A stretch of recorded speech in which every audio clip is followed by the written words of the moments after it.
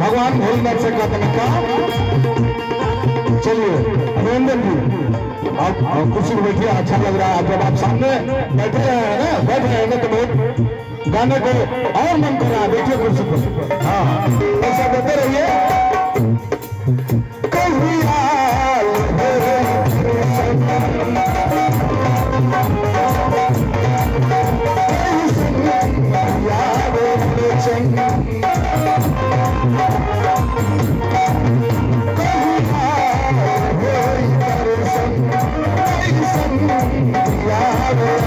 Thank you.